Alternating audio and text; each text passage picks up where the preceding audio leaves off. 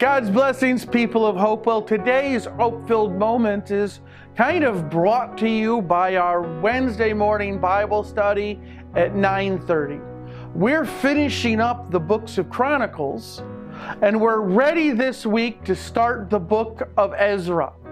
And one book, Chronicles, ends with the exile. The people of God taken out of Jerusalem into Babylon, and for 70 years they're going to live in what's not home. And then Ezra is all about the people's return.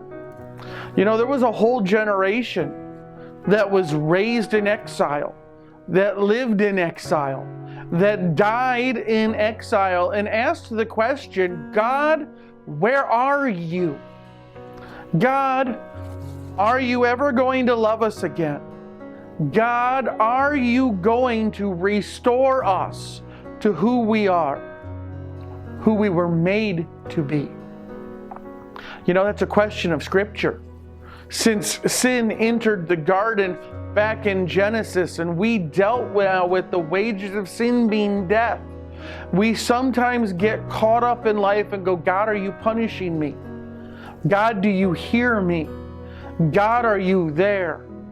God, when are you going to restore? Lord, come already.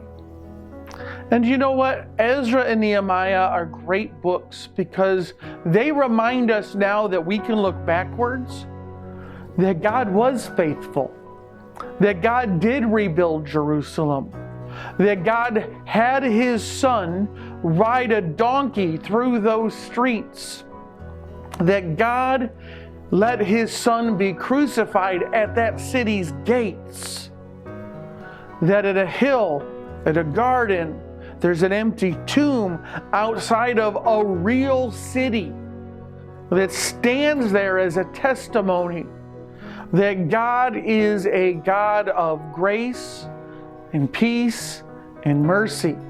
And by the way, the name Jerusalem simply means that, city of peace. And so if you're at a point in your life right now where you're asking those hard questions of God, what are you doing? God, why are you quiet? Why aren't you involved? Why aren't you acting? I want you to remember that God is present in your situation. He is there. And you may not understand what He's building in your life, but I guarantee you, Jesus is in the middle of it. So trust Him. Trust His plan. And you too, hold to His peace.